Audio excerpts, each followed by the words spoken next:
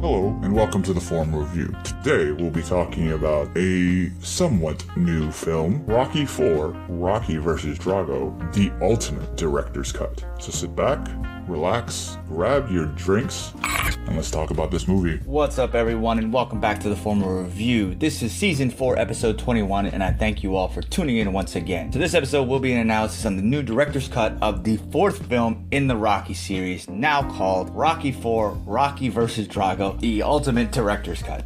Talk about a mouthful. And also where it stands in my ranking of the overall Rocky/Creed franchise. So stay tuned.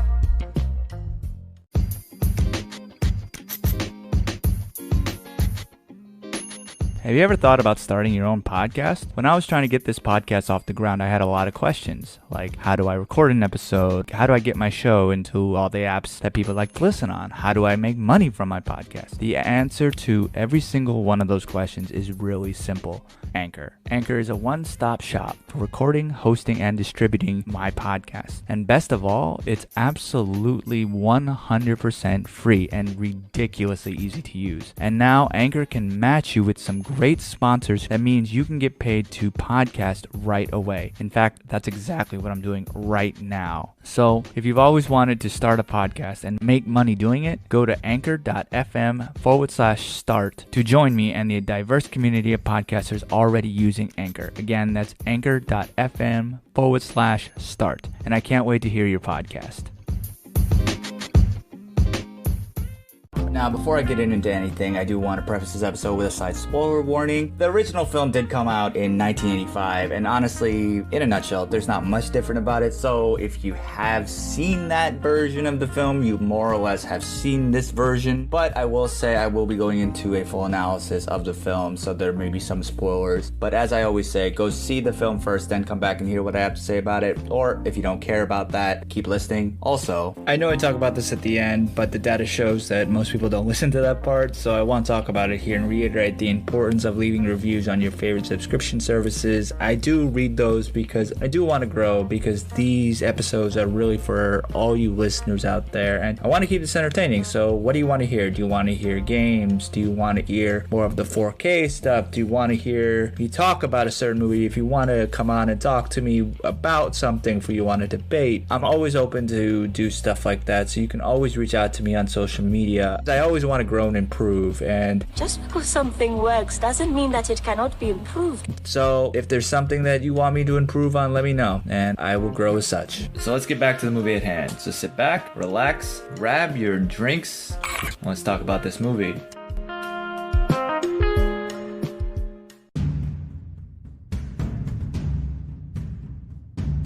Rocky IV is a 1985 sports drama film written, directed, and starring Sylvester Stallone. It also stars Dolph Lundgren, Burt Young, Talia Shire, Carl Weathers, Tony Burton, Bridget Nielsen, and Michael Pataki. Since it was original release, Rocky IV was the highest grossing sports movie of all time for 24 years before it was overtaken by The Blind Side. It is the sequel to the 1982 film Rocky III, and it is the fourth installment in the Rocky film series. Now, it is also the predecessor for the two Creed films as well, and to this day it is the most financially successful installment of the franchise. When it was originally released, critics were mixed about it, even though it had earned $300 million at the box office. However, as of this recording, Rocky IV has a 40% rating on Rotten Tomatoes after 48 critic reviews, with a critic consensus of, quote, Rocky IV inflates the action to absurd heights, but it ultimately rings hollow thanks to a story that hits the same basic beats as the first three films in the franchise, end quote. Now, additionally to this, the user Rotten Tomatoes score is a 76% after over 250,000 reviews. Now, critics review this a 5.1 out of 10, and users rate it 3.9 out of 5. And on Metacritic, the film has a score of 40 out of 100 based on 13 critics, which indicates mixed or average reviews. Even so, the movie has gone on to have this really big impact on pop culture. It approached action sequences that were really groundbreaking at the time, using actual punches and blows, and even having some of the actors really sparring during these fight sequences when they were filming. And they also worked with real boxing consultants to create these authentic training montages, which have since been used by actual trainers and Olympic level athletes. And this film's success is what really led Rocky V from being made, and the franchise continuing on past that to release Rocky Balboa and then the Creed films later on. Now, as I already mentioned, the film's main events are the backstory to both Creed films, but more so concentrated in Creed 2, where Apollo's son Adonis is challenged to fight Drago's son Victor. So back in August of last year in 2020, Stallone announced that a director's cut edition of the film would be released to commemorate its 35th anniversary. Now, he told Entertainment Tonight, quote, "With COVID, I had about a year, and I thought if there's any film I'd like to repair, and there's some that are beyond repair, I thought I could do a lot better on Rocky IV." Now, this was because he thought the original cut was too superficial and that the original cut was moving too fast, trying to prevent the audience from really getting bored. Now, as he got older, he wanted to go back and redo the movie. Now, digitally re-editing a movie that was shot on film 35 years ago is not an easy thing to do, especially when Stallone said that they had shot about 4 million feet of film for the fight sequences alone. And this is why the release date kept on getting pushed back until he finished sometime in January of 2021. Now, after everything, about 38 minutes of previously unreleased footage were added to the film, which has some significant extensions of both fight sequences and the Apollo Creed funeral scene. Additionally, a lot of footage was removed, so the director's cut only runs 2 minutes longer than the original cut's 91 minutes. Then this version was released on November 11, 2021 in theaters before releasing on digital the following day. Now, before I go any further, I will say this up front. There's honestly nothing fundamentally different about the film's plot. However, the biggest differences are with its change in tone, pace, and a more emotionally mature take on the story. And in that sense, it is better, and I will go into why that is. Now, originally, this film was filmed in 1985, and it really shows how America was in the 1980s in dealing with excess and also politics. And the original story deals with power, and specifically about America's view on power contrasted with Drago's reputation of the Soviet power during the Cold War. Now, all of this exists in this new cut of the film, but it has slight alterations that really make it a better character story. Now, this all starts with a much more simple opening title card instead of a floating boxing gloves that sets a more somber story. And it starts off with a shortened recap of Rocky III, but it focuses more on Apollo instead of Rocky. Then there's this scene showing Apollo watching the Russian propaganda press conference about the superiority of the genetically perfect Drago. Next, we see Rocky and Apollo discussing whether or not Rocky will take the fight. Now, the biggest point here that Stallone is making is focusing on Apollo, and these scenes can remind the audience of their friendships and really set up what happens later on in the film. These scenes show the audience Apollo's reasoning for wanting to get back into the ring and fight Drago. And in these scenes, Rocky is actually more of a secondary character, which is not a bad thing here. This new focus allows for the anticipation for the fight between Apollo and Drago to grow. And then this story becomes more tragic, especially when you know what happens in that fight. Now, Stallone also gives new scenes here that give more development into Adrian's character as well. This new cut shows that she had feelings about Apollo's fight, and that she was right. She was hesitant when she likens Apollo's scheme to the Middle Ages before she goes to the kitchen. Stallone then gives her this entirely new scene that shows Adrian telling Rocky that he needs to be loved. He just can't stand being forgotten. And that Apollo's only doing this to recapture the glory he once had, and it is essentially a bad publicity stunt. She also starts off the idea of Apollo's eventual death being Rocky's fault with her line, "Oh, this won't happen if you don't back it." However, Rocky obviously still goes along with it and agrees to train Creed to fight Drago.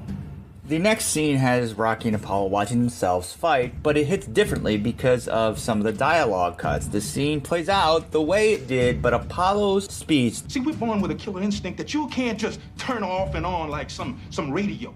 We have to be right in the middle of the action because we're the warriors.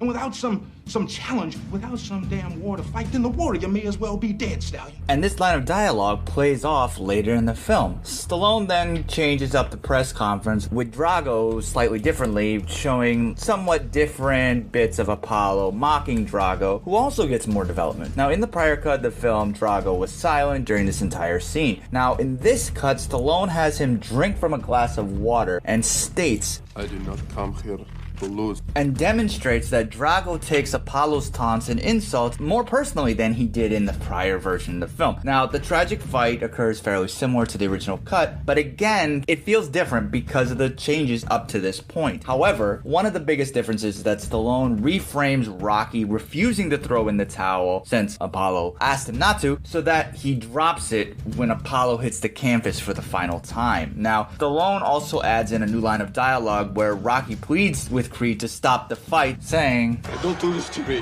Which again pays off what Adrian said earlier about how this could all be stopped if you don't go along with it. Now, this shows that Rocky not saving Apollo was something that he chose not to do. Now, after Drago tragically kills Apollo, there's a new line of dialogue for Drago when he's interviewed, and he declares, "Soon, whole world will know my name, Drago." This bit stops his handler, Koloff, and shows that Drago isn't under as much Russian control that they think he is. This then pays off later in the Balboa fight when Drago doesn't listen to his trainer. Now, after this tragic scene, we get a new cut of the funeral. In the first version of the film, Balboa is mostly silent during this bit, but this cut changes that. So Stallone first has Duke, who's played by Burton, give a speech about Apollo being a warrior, which alludes back to Apollo's dialogue early on in the film. Now, Rocky then gives his own eulogy, stating his appreciation for Apollo. Then he breaks down in tears and says, "I really loved you, man." He then puts Apollo's heavyweight belt on a bouquet of flowers. Now, afterward, Adrian tries to tell Rocky that Apollo's death wasn't his fault, but Rocky sees it differently. Then Stallone shows Rocky attending this meeting with boxing commissioners who banned him for wanting to fight Drago. Now, this scene is a little pointless, honestly. It does set the stage a little bit better, but it doesn't do much because dialogue basically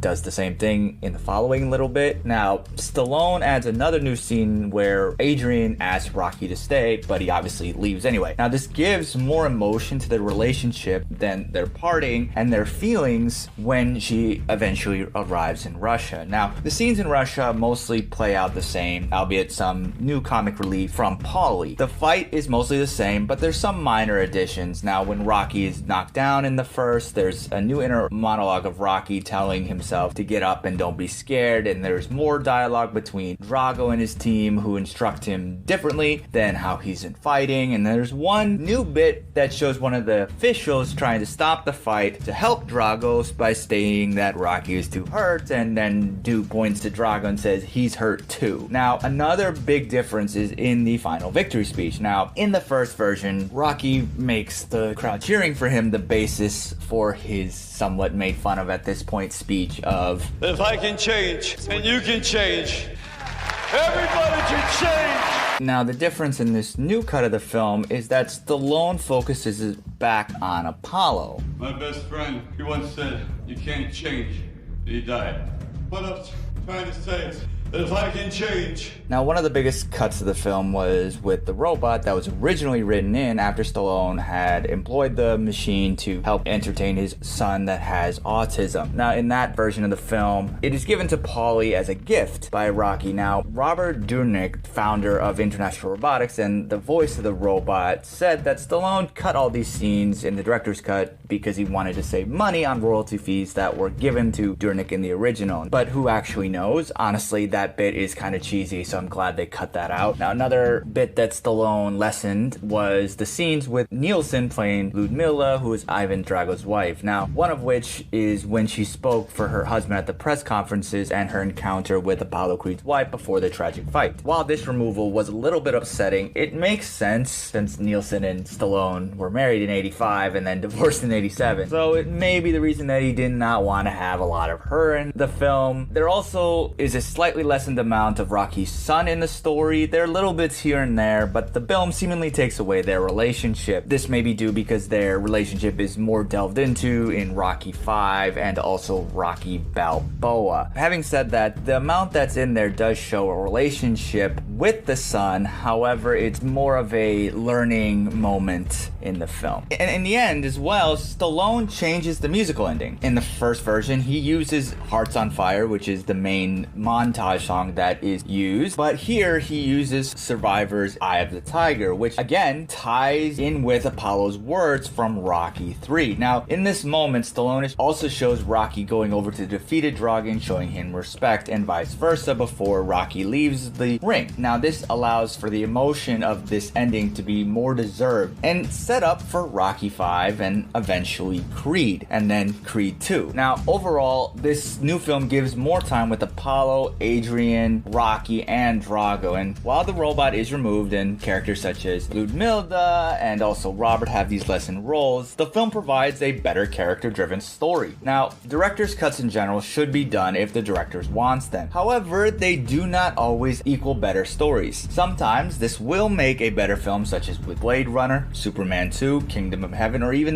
this year's Justice League. And sometimes alterations can be almost pointless, such as with Aliens. No one was really demanding for a director's cut of this film. There was no hashtag release the Stallone cut, but the film has been noted to be corny at times, and honestly, for the pop culture zeitgeist, was thought as a popcorn film that you either loved or you hated. Now, I say that if you love the first film in spite of its corniness, you will still enjoy this film. Now, if you love the first one because of its corniness, you may not enjoy this film, and if you hated the first one, you may have more reason to like this one. For me, I'm the former, and now I can say it is now more in line with the tone and pacing of the Creed and other Rocky films outside of Rocky 5, which is still the weakest version of any sort in this entire franchise, no matter if it's Creed or Rocky. And honestly, I don't think a director's cut would even be able to fix that one. Now, the ranking of this really starts at the bottom, like I mentioned, with Rocky 5, which then goes up to, I would say, Rocky 3, and then now Rocky Balboa. And I only say that because Rocky Balboa isn't as memorable for me. Not trying to say it's any good, but just for me, it wasn't as memorable. I remember the older ones before that one, but I still really like it. Creed 2 is only slightly above that, and the reason for that is because I was an extra on that film, so I have a special connection with that film, even though I will say it's kind of cheesy at times. And then Rocky for the director's cut, then Rocky 2, and then Rocky and the first Creed film are back and forth to me because they both serve as amazing films as they are, and it's really hard to pick which one is better because frankly they're just both so good, and they go back and forth for me with which one's one and which one's number two.